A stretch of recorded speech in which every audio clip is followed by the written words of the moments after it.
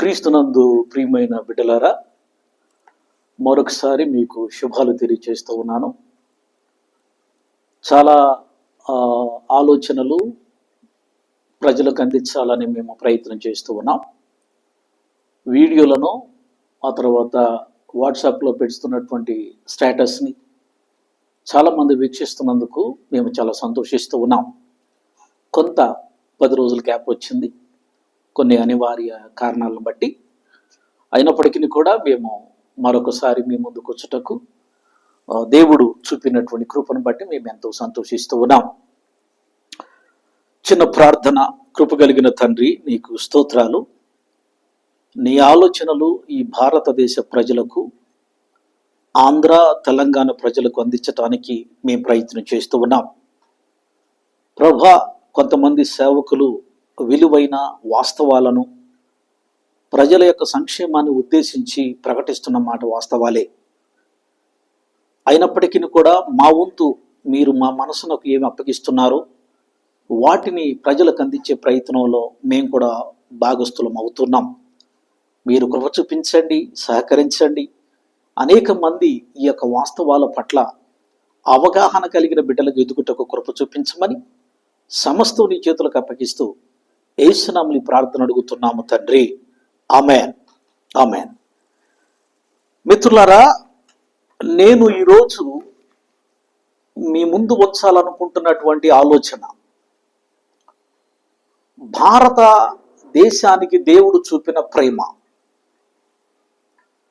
భారతదేశంలో ఈ క్రైస్తవ్యము ఏ రకంగా ఉద్భవించింది, ఏ విధంగా ఈ భారతదేశానికి క్రైస్తవ్యం తన ప్రేమను చాటుటకు ప్రారంభించింది. రకరకాల నమ్మకాలు ఉన్నాయి భారతదేశంలో, రకరకాల ఆచారాలు, అలవాట్లు ఉన్నాయి. కొన్ని సాంప్రదాయాలు చాలా విలువైనవి భారతదేశంలో, కొన్ని సంస్కరణలు కూడా చాలా విలువైనవి. కానీ ఆధ్యాత్మిక జీవితములో కొంత అభిప్రాయ భేదాలు ఉన్నప్పటికీ అన్యోన్యమైనటువంటి ఐక్యతలో సాగిపోతున్న సందర్భం అయితే భారతదేశంలో ఉంది. కాకపోతే ఈ నార్దరన్ రాష్ట్రాలు, సదరన్ రాష్ట్రాల్లో కొంత వ్యత్యాసం ఉంది. సదరన్ రాష్ట్రాల్లో ఎడ్యుకేషన్ ఉంది, స్పిరిచువల్ అండర్స్టాండింగ్ ఉంది, ఆ తర్వాత పొలిటికల్ అండర్స్టాండింగ్ ఉంది, రకరకాల ఎస్టాబ్లిష్మెంట్ కొంత మెరుగ్గానే ఉంది. నార్దరన్ రాష్ట్రాల్లో కూడా వాళ్ళకు ఉండేటువంటి సంస్కరణలు, సాంప్రదాయాలు వాళ్ళకున్నాయి. ఈ రెండు ఏరియాల్లో ఆధ్యాత్మిక పరమైన విధానాల్లో కూడా కొంత భిన్నత్వం కూడా లేకుండా పోలేదు. రైట్. అయితే మనం సదరన్ రాష్ట్రాలకు సంబంధించిన వాళ్ళం కాబట్టి సదరన్ రాష్ట్రాల ద్వారా ఈ భారతదేశానికి క్రీస్తు ప్రేమ పంచటం ప్రారంభించబడింది. దేవుడు భారతదేశాన్ని ఖచ్చితంగా ప్రేమించాడు అని చెప్పటంలో సందేహం లేదు. కాకపోతే దేవుడు ఒక్కడే అనేవారు ఉన్నారు, దేవుళ్ళు చాలా మంది ఉన్నవారు అనేవాళ్ళు ఉన్నారు, అందరూ దేవుళ్ళు ఒకటే అనేవాళ్ళు ఉన్నారు. కానీ క్రైస్తవ్యంలో ఒక విలువైన అవగాహనతోనే వాళ్ళ ఆధ్యాత్మిక నమ్మకం దేవుని మీద ఉందనేది మేము, ఆ తర్వాత ప్రపంచవ్యాప్తంగా ఉన్న క్రైస్తవులు దృఢంగా నమ్ముతున్నారు అని నేను చెప్పక తప్పదు. రైట్. అయితే ఈ భారతదేశానికి 52 సంవత్సరములోనే దేవునితో తిరిగిన శిష్యుల్నే దేవుడు పంపించారు అని అనాలి. దేవునితో తిరిగిన శిష్యులు జెరూసలేము పురవీధుల్లో ఆకాశ మండలాన్ని చీల్చుకుని మానవ సంక్షేమానికి, మానవ అభ్యుదయానికి, మానవ ఉనికికి కారణభూతుడైన మహోన్నతుడు ప్రత్యక్షపరుచుకునే ప్రక్రియలో జెరూసలేము గడ్డపైన ఆయన మోముని మోయాల్సి వచ్చింది.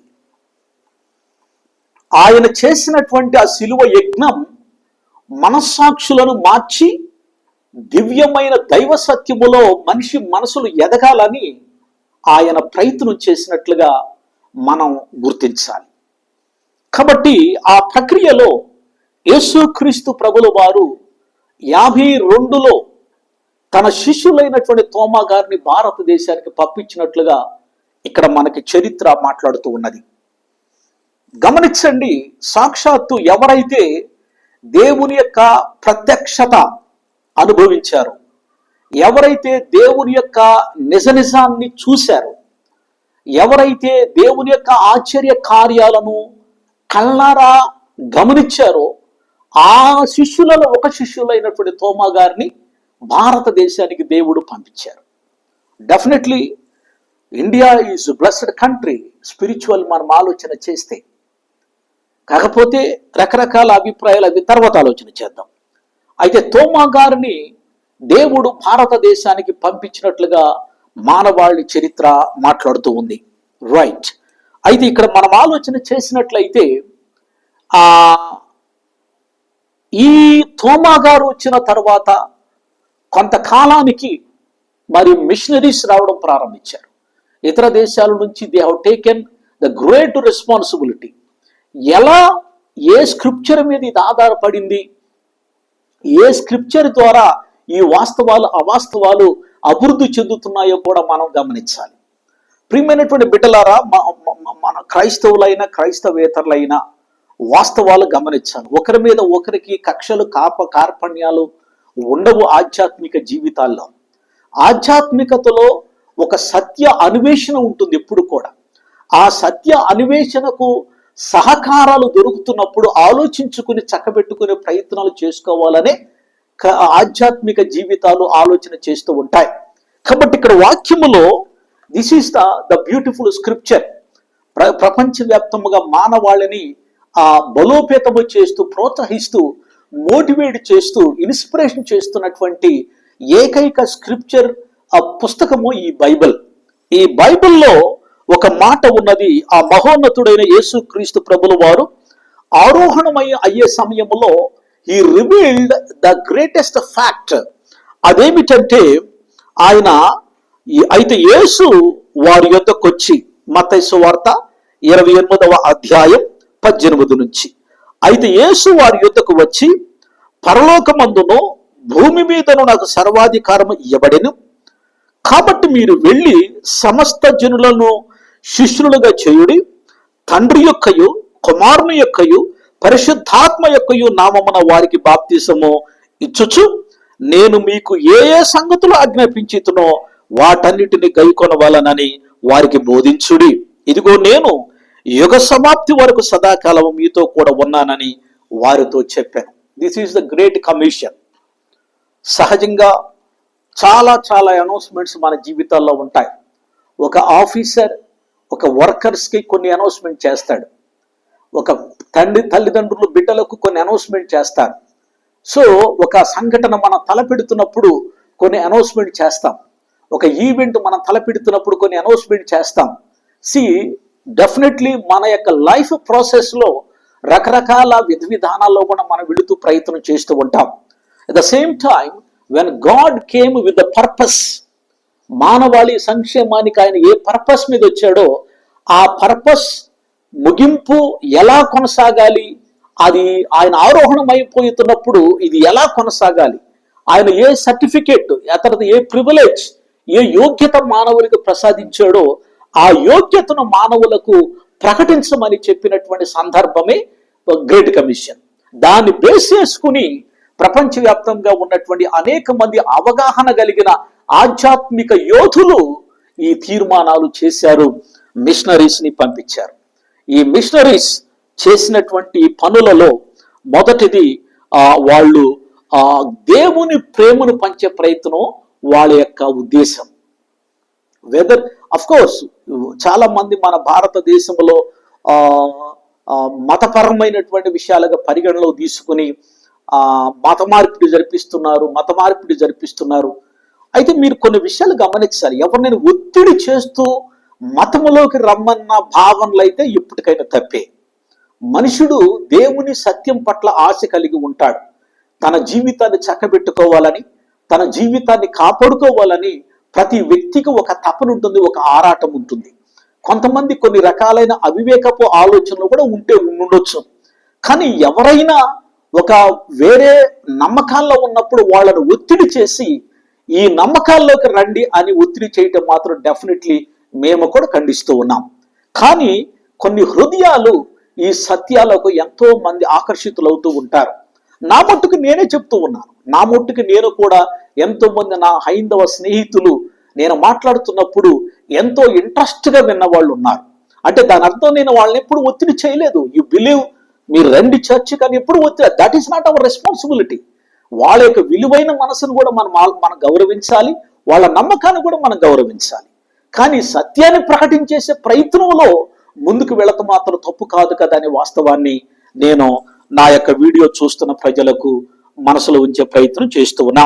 ఆ తర్వాత వాళ్ళు చాలా ఎడ్యుకేషన్ డెవలప్ చేశారు. మీ అందరికీ కూడా తెలుసు, చాలా మంది చదువుకున్నటువంటి ప్రజలకు భారతదేశంలో the second largest education system institution the Christian institution. అది మిషనరీస్ వేసిన విత్తనం. వాళ్ళు మనుషులు విద్యలో అభివృద్ధి చెందాలి, వాళ్ళు మనుషులకి చదువులు ఉండాలి, వాళ్ళు పామర్లు కాకూడదు, వాళ్ళు ఇన్నోసెంట్లు కాకూడదు అని చెప్పేసి వాళ్ళు వేసిన విత్తనం. వాళ్ళు దేవుని ప్రేమను పంచే ప్రక్రియలో దేవుని ప్రేమకే పరిమితం అయిపోలా. వాళ్ళు ఎడ్యుకేషన్ ద్వారా కూడా మోటివేట్ చేసి ప్రజలను ప్రగతి వైపు నడిపించాలి, వాళ్ళు చైతన్యవంతులు కావాలి, జీవిత అవగాహనలోకి వాళ్ళు రావాలని వాళ్ళు చేసిన ప్రయత్నంలో అప్రాక్సిమేట్లీ 25,000 ఎడ్యుకేషన్ ఇన్స్టిట్యూషన్ వాళ్ళు డెవలప్ చేశారు. అది ఇప్పుడు 21వ సెంచరీలో 55,000 ఎడ్యుకేషన్ ఇన్స్టిట్యూట్స్గా అవి మారాయి. అవి హైయర్ ఎడ్యుకేషన్ కావచ్చు, ప్రైమరీ ఎడ్యుకేషన్స్ కావచ్చు. ఇవన్నీ కూడా 55,000 ఎడ్యుకేషన్ ఇన్స్టిట్యూషన్స్ ఈ పూట భారతదేశంలో క్రైస్తవ మిషనరీస్ వేసిన విత్తనము ద్వారా అవి ప్రగతిని దాల్చాయి. మిత్రులారా గమనించాలి. అయితే నేను చెప్పినట్టుగా ఆ తోమా గారు ఒక మాట చెప్పేసి ముందుకు వెళతా. ఈ తోమా గారు జెరూసలేము అనేటువంటి ప్రదేశాల నుంచి, లేకపోతే ఆ పాలస్తీనా దేశాల నుంచి భారతదేశానికి 6,100 kilometres approximately he travelled, sea travel. సముద్ర భాగాల్లో నుంచి ఆయన చేసిన ప్రయాణాలు 6,100 అప్రాక్సిమేట్లీ భారతదేశానికి దేవుని ప్రేమను పంచటానికి ఆయన పడ్డ ప్రయాస. అఫ్ కోర్స్ తన ఎండింగ్ ఇబ్బందికరంగా సాగిన మాట మాత్రం వాస్తవమే. తర్వాత ఈ మిషనరీస్ ద్వారా జరిగినటువంటి ద గ్రేటెస్ట్ వెల్ఫేర్ చారిటీ కొన్ని లక్షల మంది అభాగ్యులను వీళ్ళు ఆదరించారు. ఓకే, సాంబారే పెట్టారు, మంచి మంచి కూరలు ఇచ్చారు, ఏదన్నా కానివ్వండి, వాళ్ళు ఎక్కడి నుంచి 10 రూపాయలు తెచ్చి మన ప్రజలకే పెట్టారు. వాళ్ళు సరే, వాళ్ళు ఏదో దాచుకున్నారని చెప్పేసి రకరకాల కంప్లైంట్స్ ఉంటాయి. మిత్రులను గమనించాలి, ఏదైనా మనం 10 రూపాయలు ఎక్కడో చోట తెచ్చుకుంటేనే కదా మరొక వ్యక్తికి మనం పంచగలిగేది. ఎంతమందికి ఈ వెల్ఫేర్, ఈ చారిటీ, విడోస్ కానివ్వండి, అనాథ బిడ్డలకు కానివ్వండి, హాస్టల్స్ ద్వారా ఎంతో మందికి కనీసం సాంబారుతోనే పెట్టారు అనుకుందాం. ఒక తన ప్రేమను వాళ్ళ ఆకలి బాధను తీర్చడానికి ఎంతమంది మిషనరీస్ కానీ, పాస్టర్స్ కానీ, సంస్థలు కానీ ప్రయాసపడుతున్నాయో నాకు తెలిసినంతవరకు మీకు తెలుసు. ఆ వాస్తవాలు మీకు తెలుసు. తర్వాత వాళ్ళు చేసింది దేవుని ప్రేమను పంచే ప్రయత్నం చేశారు. నిజమే, ఎక్కడన్నా ఎవరినైనా ఏ సంఘమైనా, ఏ కాపరైనా మరొక నమ్మకములో ఉన్న వాళ్ళని ఇబ్బంది పెట్టడం మాత్రం తప్పు. అది ఖచ్చితంగా తప్పే. కానీ దేవుని ప్రేమను పంచుతుంటే, వాళ్ళు ఇన్స్పైర్ అవుతుంటే, వాళ్ళు ఇష్టపడుతున్నప్పుడు దాన్ని అబ్జెక్షన్ చేయడానికి మాత్రం మనం సరిపోము అనేది మనం గమనించాలి. మన భారతదేశంలో చాలా అగ్రకులాలు ఉన్నాయి, బడుగు వర్గాలు ఉన్నాయి, అనేక కమ్యూనిటీస్ నుండి కూడా ఈ సత్యాన్ని అవగాహన చేసుకున్నారేమో, అందుకని వాళ్ళ నమ్మకంలోకి వచ్చారేమో అనేది నేను చాలా మందిని చూశాను. కాబట్టి ఈ భారతదేశానికి క్రైస్తవ్యము అన్యాయం చేయటానికో, భారతదేశంలో ఒక ఇబ్బందికరమైన వాతావరణాన్ని మాత్రం క్రైస్తవ్యం క్రియేట్ చేయలేం. అందరము కలిసి ఒక అన్యోన్యమైనటువంటి ప్రజాస్వామికములో సాగుతున్న ఈ భారతదేశంలో క్రైస్తవ్యము అవగాహన కలిగినట్టుగానే వాళ్ళు వర్క్ చేశారు, సర్వీస్ అందించారు. మిషనరీస్ కావచ్చు, సంస్థలు కావచ్చు, అనేక మంది ప్రయాసపడ్డారు. కాబట్టి కొన్ని చోట్ల డిస్టర్బెన్స్ జరుగుతున్నప్పుడు సంఘాల మీద కొంచెం బాధేస్తుంది. అది కరెక్ట్ అయింది. మిమ్మల్ని ఇబ్బంది పెడితే మీరు చట్టబద్ధంగా ఏదైనా నిర్ణయం తీసుకోవచ్చు, కానీ ఫిజికల్ దాడి గ్రూపులుగా వచ్చి దాడి చేయటం అది కరెక్ట్ అయింది కాదు. మీకు ఇబ్బంది ఎక్కడైనా వస్తే రావచ్చు. వచ్చినప్పుడు అవగాహన లేని వాళ్ళు, బాధ్యతారహితంగా ప్రవర్తన చేసే వాళ్ళు కొద్ది మిస్టేక్లు ఏదైనా చేసినప్పుడు దాన్ని మీరు న్యాయబద్ధంగా నలుగురుగా పరిష్కారం చేసుకుని ఇష్యూస్ కాదు ఇవ్వకుండా నీ పనిలో నువ్వు ఉండు, నా నమ్మకంలో నేనుంటాను, అలా సాగిపోయేటువంటి ప్రయత్నాలు ఎప్పుడు తప్పు కాదు కదా. దేశంలో సామరస్యత అనేది డెవలప్మెంట్ అవ్వాలంటే ఈ సెన్సిటివ్ ఏరియా ఎవరికుండే ఆవేశాలు వాళ్ళకుంటే, ఎవరికుండే ఇబ్బంది వాళ్ళకు ఉంటుంది. We should not condemn. నీ యొక్క మనస్సాక్షిని, నీ మనసు నమ్మకాన్ని నేను ఇబ్బంది పెట్టకూడదు. సో నేను ఒక మనుషులకు సంబంధించినటువంటి స్నేహాల్లో సాగుతున్నప్పుడే ఇంతకాలం ఈ భారతదేశంలో అలాంటి ఇబ్బందికరమైన వాతావరణాలు చాలా రేరుగా సంభవించాయి. But I appreciate all the communities చాలా ఒక అవగాహన కలిగిన బిడ్డలుగానే సాగుతున్నారని చెప్పటంలో ఏమాత్రం సందేహం లేదు. అలాంటి ప్రేమలో నువ్వు you be in your faith, there is no doubt. నిన్ను మేము గౌరవిస్తాం, మమ్మల్ని మీరు గౌరవిస్తూ మనమందరము కలిసి పంచుకునే సత్యాల విషయంలో వేరు. ఆ సత్యాలు ఇష్టముండి ప్రేరేపణ కలుగుతున్నప్పుడు నువ్వు వినాలంటే వింటాం, లేదంటే థ్యాంక్స్ అని చెప్పేసి అవతలకు వెళ్ళిపోవటం. కాకపోతే ధర్మంగా, నా బాధ్యతగా మన వాస్తవాలు తెలుసుకోవటానికి కొన్ని ఆలోచనలు మీ ముందు పెట్టే ప్రయత్నం చేస్తూ ఉన్నాం. కాబట్టి భారతదేశానికి దేవుడిచ్చిన ప్రేమను గుర్తిద్దాం, ఆ ప్రేమను గౌరవిద్దాం, ఆ ప్రేమలో సాగిపోయే ప్రయత్నం చేద్దాం. అనేక మందికి ఎన్నో కష్టాలు, ఎన్నో దేవుని ప్రేమ ఎందుకు మనం పంచుతున్నాం, కన్నీటితో ఉండేవాళ్ళు ఉన్నారు, కష్టాల్లో ఉండేవాళ్ళు ఉన్నారు. That will be some kind of positive energy. మనం ఎందుకు వాళ్ళంత మోటివేట్ చేయడానికి ప్రయత్నం చేస్తున్నామంటే that will be some kind of positive energy. నేను వచ్చి నీకు తోడున్నానులే అంటే అది సమ్ కైండ్ ఆఫ్ రిలాక్స్కి దోహదపడదు. ఇఫ్ గాడ్ విత్ యూ అని నేను చెప్పగలిగితే దేవుడు నీకు తోడున్నాడు, నీ కన్నిటికో నీ కుటుంబ సమస్యకు దేవుడు తోడున్నాడని నేను ప్రోత్సహించే ప్రయత్నం చేస్తూ ఉన్నప్పుడు వాళ్ళ మానసిక ధైర్యం, ఆ సత్యములోకి వాళ్ళ ఆలోచన, ఆ దృఢత్వంలో ఉన్న స్ట్రెంగ్త్, మేబీ దేవుడే ఆ బలం కల్పిస్తాడేమో. వాళ్ళు చాలా ఎనర్జెటిక్ గా వాళ్ళ జీవన శైలిలో ముందుకు వెళ్ళే ప్రయత్నం జరుగుతూ ఉంటుంది. కాబట్టి ప్లీజ్ అండర్స్టాండ్ మన విధి విధానాలు, జీవన శైలులు మీరు అవగాహన చేసుకుంటూ ముందుకు సాగిపోవాలని. దేవుని ప్రేమ నిన్ను దీవించటానికే తప్ప నిన్ను ఏమాత్రము కూడా మరొక రీతిలో ఇబ్బంది పెట్టే ప్రయత్నం చేయదని మీరు గమనించాలని. దయచేసి మీరు ఆ సత్యములోకి ఎంతమంది వస్తారో రారో అది మా ప్రయత్నం కాదు, అది దేవుని ప్రయత్నం, మీ యొక్క అభిలాష. దేవుడు మిమ్మల్ని ప్రేమిస్తున్నాడన్న సత్యాన్ని మీ ముందుంచుతూ ఈ మాట ముగిస్తూ ఉన్నాను. దేవుడు మిమ్మల్ని దీవించును గాక. చిన్న ప్రార్థన. దయగలిగిన తండ్రి, నీకు వందనాలు. భారతదేశంలో క్రైస్తవ్యం ఇస్తున్నది ప్రేమే తప్ప, క్రైస్తవము చేస్తున్నది ప్రోత్సాహమే తప్ప ఏమాత్రమో కూడా వైలెన్స్ కాదు. ఎక్కడన్నా అవివేకంగా ప్రవర్తన చేస్తే ఎవరైనా, సేవకులైనా సంస్థ అధినేతలైనా, అది తప్పే. నీ ప్రేమ, నీ యొక్క దివ్యమైన సేవకులు తోమా గారు ఈ భారతదేశానికి తీసుకుని వచ్చారు. ఆ ప్రేమలో కొన్ని కోట్ల మంది ఈ పూట పునీతులుగా మారారు. అదే ప్రేమను ఎవరికైనా, ఏ నమ్మకాల్లో ఉన్న వారికైనా పంచే ప్రయత్నంలోనే మా ప్రయాణాలు సాగుతూ నీ నిజాన్ని మేము స్నేహభావంతో, ప్రేమ అభిమానాలతో మేము ఒకరినొకరు పంచుకుంటూ ముందుకు సాగిపోయే అవకాశాన్ని మాకు కల్పించమని సమస్త మహిమ ఘనత ప్రభు నీకు అర్పిస్తూ నజరేతు యేసు నామములో నీ ప్రార్థన అడిగి వేడుకొనుచున్నాము తండ్రి. Amen. Amen. God bless you.